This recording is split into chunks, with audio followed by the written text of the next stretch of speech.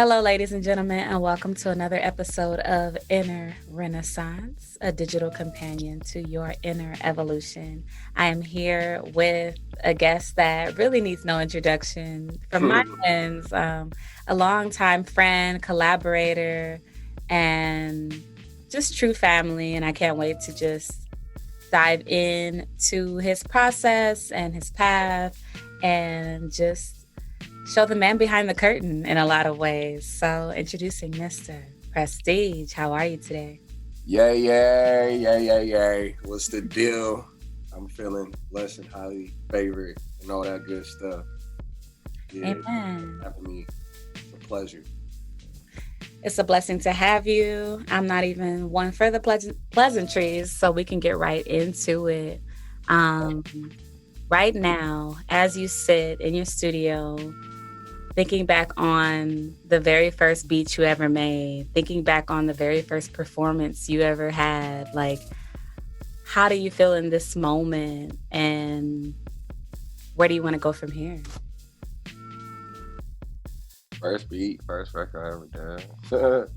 I remember that exactly. It was actually a record that I did. I made in the Apple Store. Just randomly. It was in one at the Beverly Center. And I thought at the time, it was the dopest thing in the world.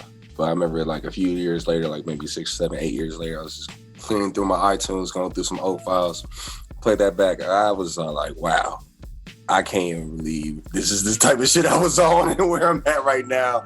It was like comparing apples and oranges, oil and vinegar. It's been one incredible journey to even get my sound to where it is right now. And shoot, where I plan to take it from this point, it's already beginning to take off like a rocket ship. And it's almost like the stock is rising, you know what I'm saying? Like you'll get occasional dips and everything like that, but for the most part, you're still on the climb. And then when you look back and see the history of the stock and where it started from, it's just like, oh, it's a complete apex, you know what I'm saying? So I feel as though I am at the beginning of that apex. If that makes sense. Amen. Yeah. That makes perfect sense. I think it's so important and just funny when you look back at your old work and you're able to see that growth like immediately without any outside person telling you, like, you know you and you know who you were when you started and you get to see who you are now. Like, that's the most beautiful part of the journey. And speaking of getting started, a little birdie tells me that you just started your own LLC. Like, tell us more about that. How does that feel? Congratulations. Thank you. You know, for me, it's number one, a huge bound in my career and just being business minded and having that correlate with my music. I just decided it was time. It was time.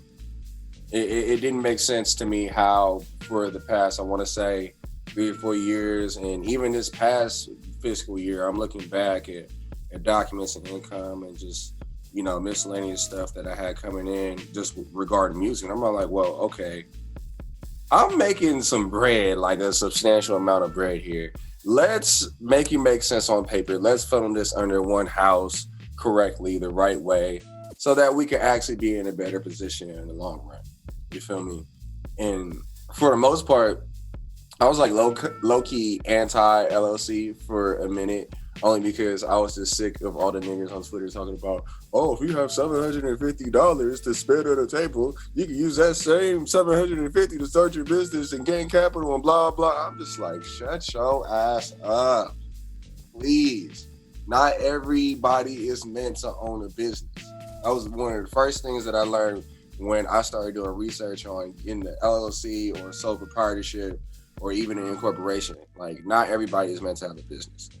So once I got past that, I'm like, okay, let's be realistic. Like, is having an LLC and a business really necessary for you? And I weigh my options, consider the income aspect, also consider the lighter business aspect of gaining capital in my business and being able to have more things and have the business grow. I'm all like, okay, if I do it the right way, then this absolutely makes sense. Let's just go ahead and do this.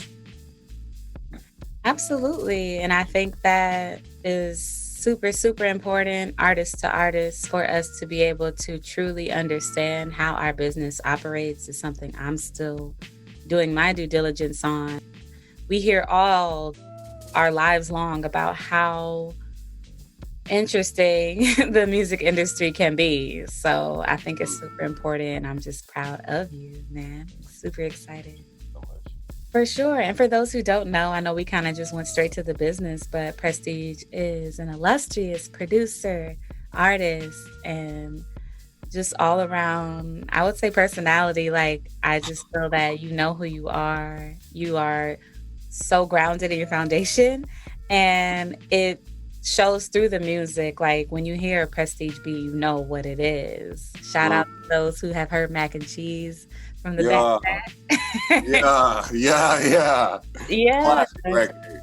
And even most currently, Prestige produced Phony, one of my latest records. So I just constantly want to show that love. And Don't forget Cuff either. I was on that thing too. oh, absolutely, Cuffity Cuff Cuff. So we run deep, and I just want to, I guess, talk about collaboration. Do you find that it's easy for you to kind of melt into other people's worlds and help them establish their sounds, or are you more of a lone wolf? Do you prefer to just kind of have your small circle and like roll alone? Or like, what is your take on that currently? I kind of play both sides of the fence. More so along the means of I've always just kind of been a lone wolf, especially when my artistry, like developing my artistry and everything like that. Only more so because I started off producing, and that was like the first element of my artistry that I really took serious, because I was transitioning from being a poet in high school to now embracing hip hop, and I'm like, okay, I got to figure this out. How do I even go about this? So it's just like the producing came in first because that was what was most natural. So that kind of helped me develop my sound, and it's an advantage at this point because I can literally create my own sound out of thin air, and nobody else will be able to have that. And I also don't have to worry about a middleman coming in between what I have going on, or me having to succumb to this person because they have the juice and this, that. No, I just be self-made in that area. As we know, growing up in LA, there's just so much talking and not nearly as much walking when it comes together, when it comes to deadlines, when it comes to just being on a team and all having an aligned intention. I feel like so often people get caught up in their own bubbles of what they want, and it just makes it harder to reach any goal at all. You know what I mean? Right. Just learning when to give, when to receive, and how to make sure you receive what you feel that you're worth. Like, have you ever been, I guess, bamboozled thus far by an artist, or just given the short end of the stick in any way? Or have you been pretty good with your boundaries and making sure that everyone at the table is fed creatively? Well, my philosophy is that everybody gets one, because I realize that humans will be humans at any given day, and there's no telling what somebody's motive is behind the reason why they responded to a certain thing a certain way. So that's why I just say, all right, I'll give you the benefit of the doubt. Everybody gets one, but no mas after that. And it's just like, even more recently, I've had a couple of business deals go a little sour, and not that I'm not taking the responsibility of it, but it's just like the communication factor was missing. And so when I look back in to check on a certain business deal that we did and a certain element of it in terms of like, a concrete date or something, and you fumble without reasoning and then you get in your feelings about it, it's just like, okay, there's a lack of communication here. You weren't really receptive to what I told you from the jump, because all this would have been avoided, because that's the whole damn reason why I said everything from the get-go, so that there would be no anomalies or misconceptions and none of that. So it's just like, I've had a couple of business deals go sour. Niggas didn't want to pay me, or niggas undercut the pay from what they originally agreed on. And it's not no ill will. I don't ever take it personal because I realize it's business. You know, you go wrong when you start putting your feelings in it too much. Can't make no real decision based on emotion. You definitely can't make no money either. So it's just like I take it for what it's worth. I don't ever take it personal, whether it goes good, bad, or ugly. I know it's part of the game. I already have the logic for it. At least I would like to. I think learning from those mistakes and quote unquote failure is really what separates the business owner from just the artist. You know what I mean? I feel like we all go through that stage, or many of us, where we're just the artist. And it's like, I just want to make stuff. It feels good. I want other people to like what I make. You know what I mean?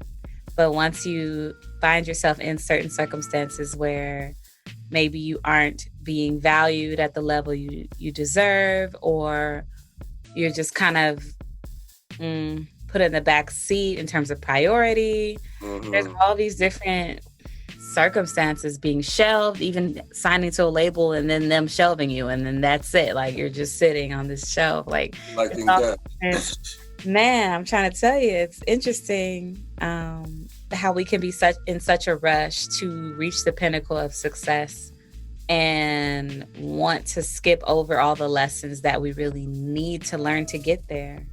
Right. So let's get into music. Right now, what are you listening to?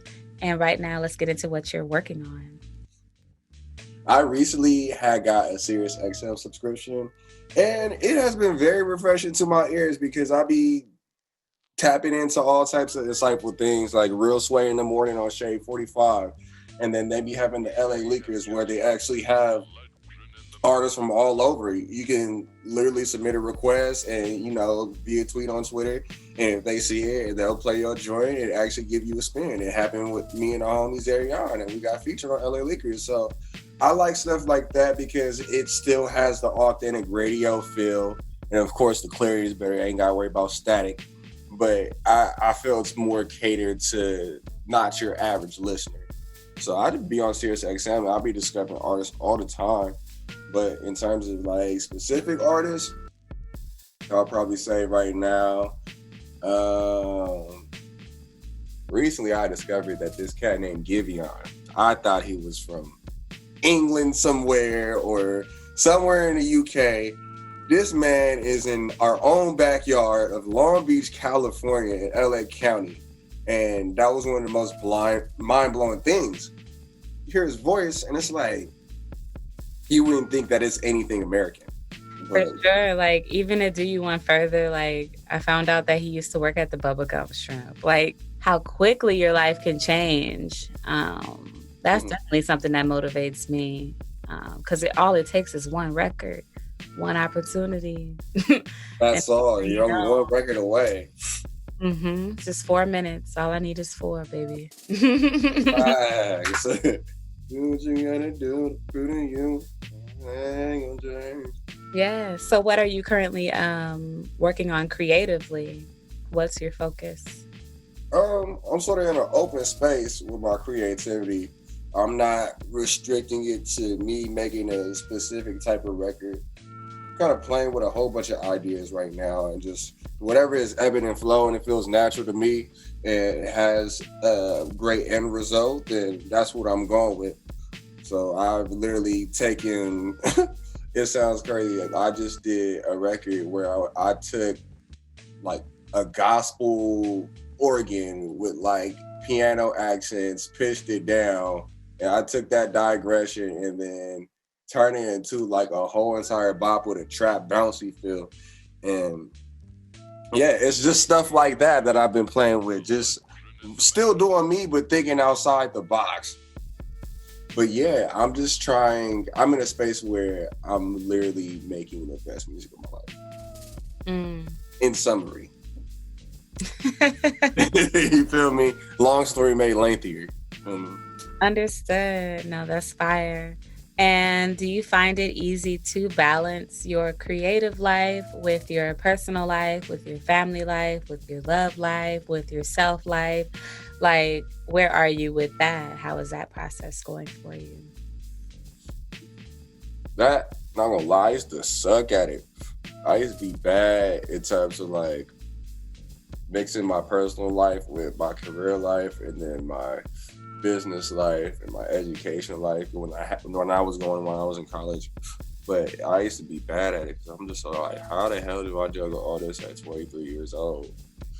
I'm literally a year away from graduating. I got all this shit to worry about, like, cause it wasn't no way in hell I was gonna just put music down. My dad was trying to encourage me to do that. He was like, maybe you should shift your focus, elsewhere until you get into a better space. And I'm all like, no, because I need to start somewhere. I'm not gonna delay that process for the sake of being safe.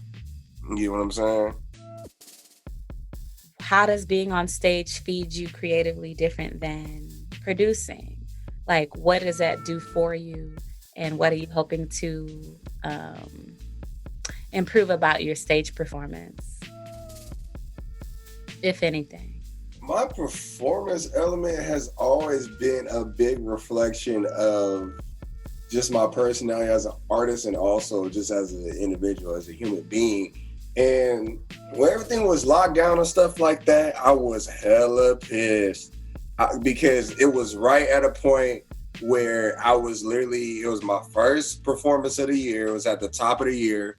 It was my first performance in Inglewood at the time, during that year. So it was a lot of firsts for me, and that was like the pinnacle of my whole entire run. I had things lined up for May in terms of performances and all that. So when COVID hit, pandemic hit, stay-at-home order, everything got shut down, I'm just like, what do I even do now? Because this is full lame, like, And it was actually kind of like a little depressing too, the fact that I couldn't even get out and perform and just be amongst people. Like, I'm big on interaction. Like, I am a very interpersonal performer and artist in general. I draw energy from the crowd and stuff, so it's just like not even having that niggas was sad. Niggas was real sad. So, but it's just like now I'm at a point where, since LA is back open, outside's opening up literally in a couple of weeks. I've already alarmed myself with, my performance outlets and stuff, but I hope to pick up the baton again and continue with the energy that I started off originally at the top of 2020, because I was off to a great start. I had just dropped a single at the top of the year. That was the first time I had performed it at Sip and Sonder. It was right on Market Street in Inglewood. It was going towards a project. That song was going towards a project called Market Street. So everything was just in perfect alignment, like just divinely in tune. I'm all like, okay, this is great. I'm doing everything I'm supposed to. What do you feel that your music does for people? What do you hope to accomplish or express through your sound? I get all the time that my music brightens people's mood instantly. I actually had a very good friend of mine. Oh, that's not my phone. It's right here. But no, I actually had a very good friend of mine. She was not too long after I had dropped my last project, which was Soul, around 2018, 2019, I believe. She was going through some medical problems, and she was like bedridden in the hospital for a few days. And I remember she had hit me after she had got out. She was like, yo, man, I just want to let you know, like, I thank you for, that project that you came out with, because it really got me through my depression when I was in the hospital, and, during COVID, I couldn't have nobody visit me and stuff like that. Like, it really helped with, like, my mental health. I'm just like, damn, music that I make is a little bit more powerful than I thought. But I remember the context of the album that she was listening to. It was called Soul. It was an acronym that stood for Success Over Losses. And a lot of them tracks on there was inspirational. Like, the last track on there was called Go Get It. You feel me? And pretty much in layman's terms, I said in that track, at all costs, regardless of whatever is going on, you got it. Just apply yourself and keep going. You feel me? And just like the fact that pretty much my music healed somebody miraculously, through God's will and power. I'm just like, man, maybe this is the responsibility I should carry on with it. So I know it makes people feel good. It always puts people in a good mood. It inspires.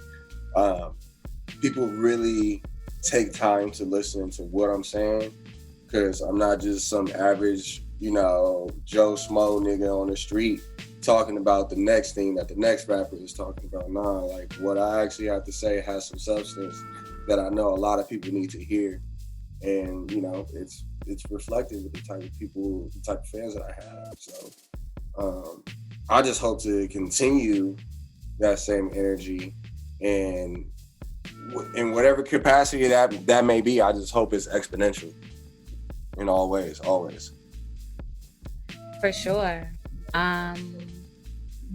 With everything happening externally, as well as obviously we all have our own personal lives and our own personal trials and tribulations, how do you feel that you stay afloat or grounded as you continue to press forward and kind of stake your claim as an independent artist?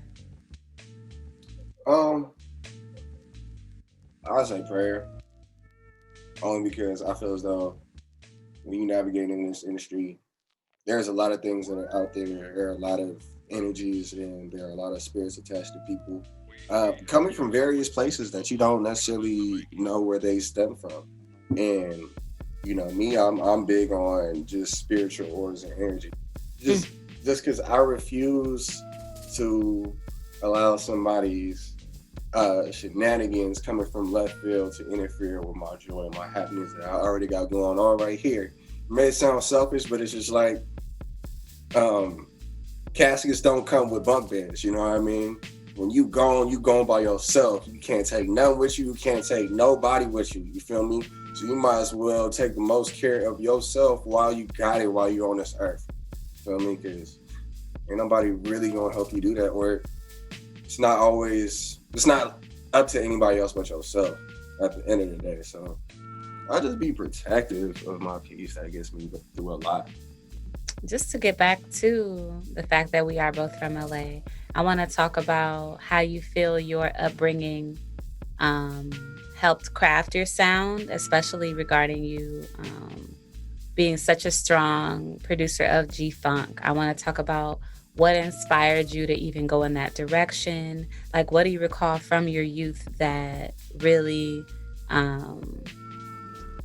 just gave you wings and gave you permission or inspiration to begin creating in the first place? It was an accumulation of a lot of things, but I want to say just the LA culture has definitely had a huge impact on, I guess, my musical upbringing. Because it was pretty much the only thing that I've known ever since I was a young baby and knew any better or had any type of common sense. Like, it was just on any given day, slide up the Crenshaw and King on Sunday, and you see everybody out, everybody packed out by the Wiener Schnitzel over by Coliseum, and it's lolos left to right on the other side of both islands, on both sides of the street, and people just, chilling, having a good time, smoking, drinking. Kids is even out at sometimes, and I just thought that was the dopest thing in the world. I thought it was one of a kind. Like, you'll never be able to go to any place in this nation and find the same type of authenticity as such in LA. So it's just everything that came with West Coast hip hop, the lowrider culture. That's what got me into cars. Like, not a lot of people know that I'm into cars and I'm trying to get into a car club and considering it.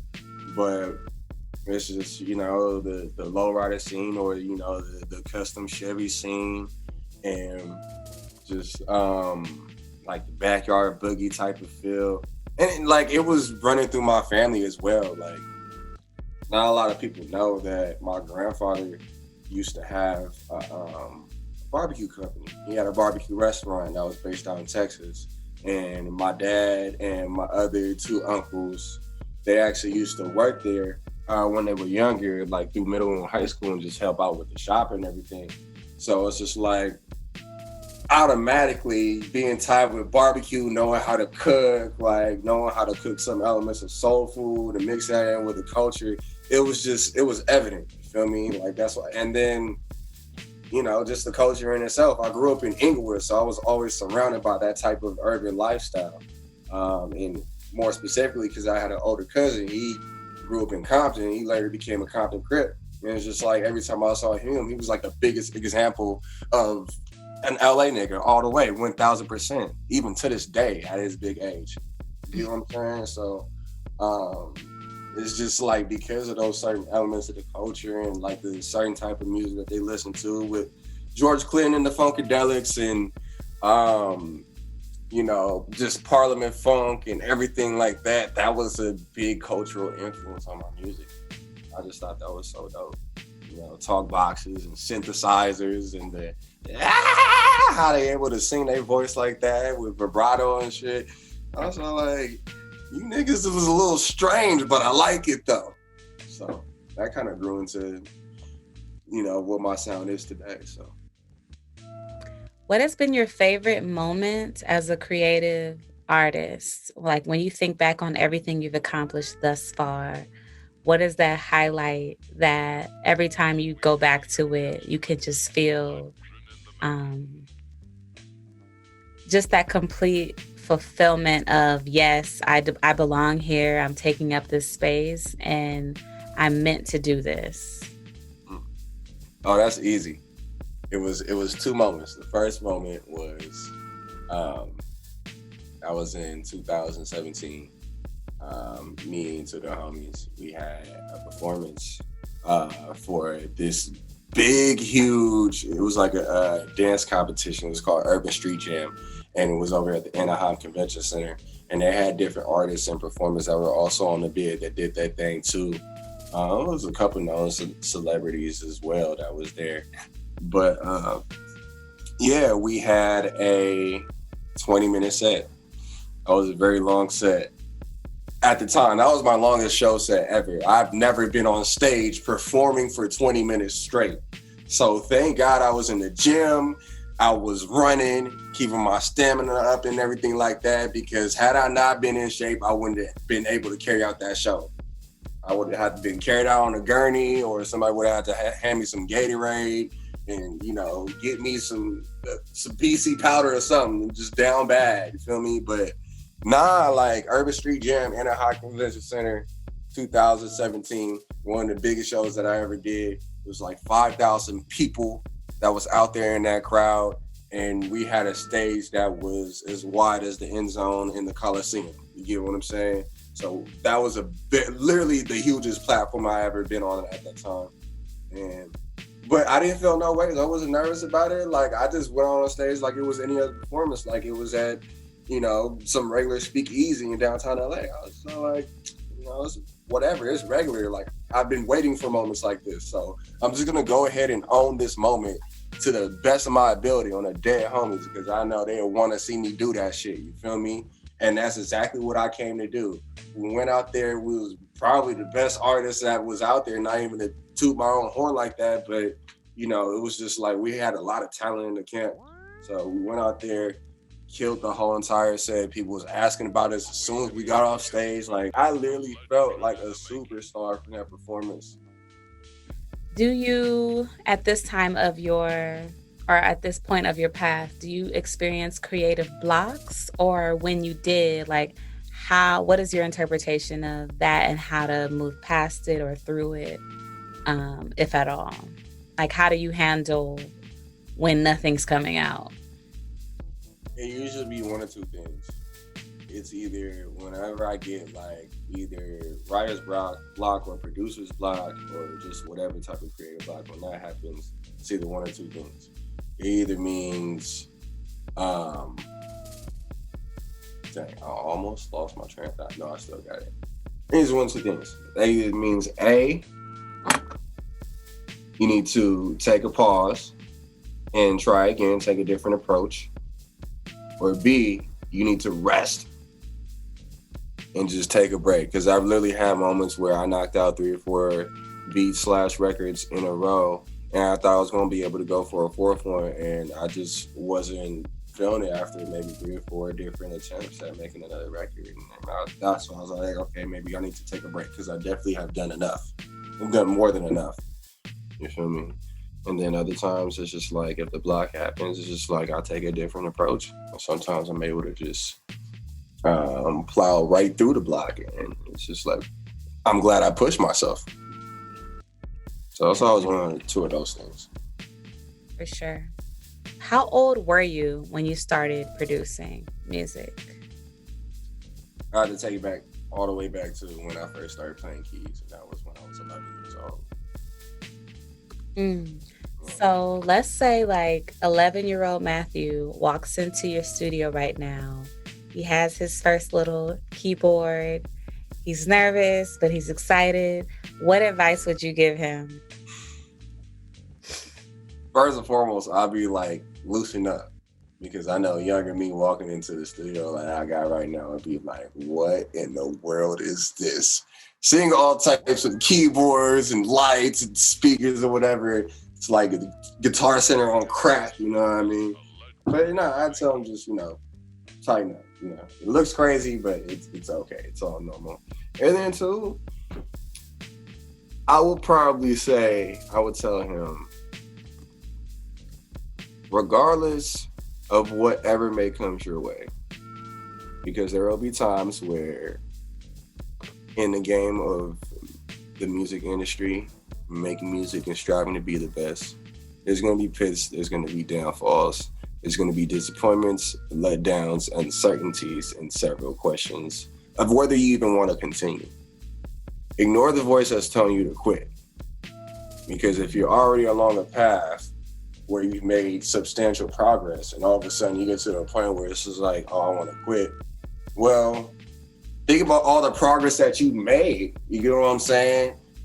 It's easier to just continue from where you at right now and just stay the course and just finish than to stop after everything you sacrificed, after everything you really had to compromise for to make things work to get you where you at right now, and you want to quit and turn around and go back to square one. Then what was it all for at the end of the day? So it's just like, I let them know, regardless of whatever is thrown your way in this lifetime, do not allow it to erase or throw off the vision and the dream that you have and that God has confirmed.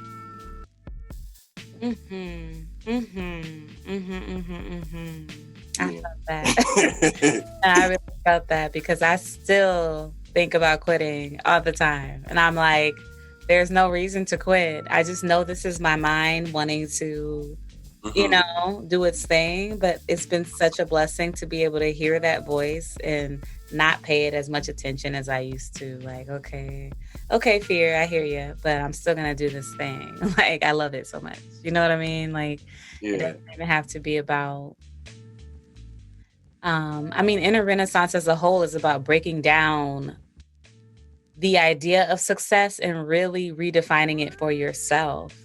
Because it's not even always about being number one, being at the top. Like, it's just about exploring yourself through this medium, connecting with other people. You know what I mean? Everybody has their reason to create. As we move forward into the latter half of this year, as you continue to gear up to release your album, as you continue to expand your business, what is your vision for the legacy of your LLC as well as your artistry? I want my LLC to be successful as a business, for one. That's obvious. But secondly, I want it to be a statement. And so far it has been, because I've noticed ever since that I've announced that I have an LLC under the name of 222 Entertainment, people have been kind of taking me a little bit more seriously. It's almost like, not that I wasn't getting revered and respected, but it's almost like the conversations are approached differently now whenever we talk about records and, getting splits done and financial transactions and stuff like that. I no longer have to, or I've had to second guess less of whether this person is serious about purchasing a record. Half the time I'll tell them what it is and they'll give me the 50% deposit on the spot and be like, you'll get the rest by the end of this evening. It's just like I wanted to, be a reflection of my imprint, my brand, my image, and also my story. Um, I think getting your LLC is just you kind of deciding for yourself, like, yes, this is no longer an idea. Like, this is a movement, this is an intention. Like, it's real, you know? And then once you decide it's real, other people can recognize that as Mhm. opposed to before, like, I mean, I can only speak for myself. It's like when I was more nervous and like, "Oh, do I belong here?" That's when I was getting that energy back. But once you kind of just stand firm and like, "This is what we doing. This is my expertise. I do deserve," you know what I mean? Yeah, XYZ for this service. That's when people are more likely to just believe you, you know? But I feel like it's an energy thing. People can feel on you when you don't, well, not everyone, but some of us can feel when people are not genuine or maybe not just kind of talking more than they're moving. hmm Um, so I definitely get it. And I'm excited to see everything that expands from this point. I'm excited to help promote your album and continue working with you. And as we are getting ready to wrap up, I ask each guest one thing that they're grateful for currently. So, with everything going on internally, externally, what can you say that you're absolutely grateful for in this moment? First things first, my health. I know some people that I've lost to this, and it was very untimely, very sudden, and it's just like, often at times we all always get wrapped up in keeping up with the Joneses and getting this type of bag and getting this type of whip, but we don't really take the time or enough time to just be thankful for the simple things that we got. Just the fact that I was able to eat this meal from Ono Hawaiian Barbecue before I did this interview on my perfectly fine MacBook Pro laptop on Zoom. You know, people in third world countries don't even have, you know, a source of running water, or they have to go miles for it. So it's just like niggas be forgetting that sometimes. So I'm just thankful for my health, that I've been good. Thankful for my inner spirit, my mental health, my spiritual health, and I'm thankful for my support circle. Like I couldn't have gotten through this time without like some of my closest people. So it really helped out a lot. Absolutely. It's been a pleasure speaking with you. And I just thought of one more like, for anyone who has never heard of you, this is their first time hearing you speak. What is one record that you want them to go listen to right now to get a sense of who you are? White Tea Prestige featuring Ian Michael, produced by Prestige, aka myself. All Yeah. right. Well, you heard it here first, y'all. It's another episode of Inner Renaissance with my boy Prestige, Hey, and hey. so much more to come. We could show you better than we could tell you. Thank you for listening to Inner Renaissance. I know my words won't connect with everyone, but they will resonate with the right ones. If this was your cup of tea, there are many ways to support. You can share an episode with a loved one, leave a review on Apple Podcasts, or donate directly by heading over to the Inner Renaissance store at MissFayCreates.com.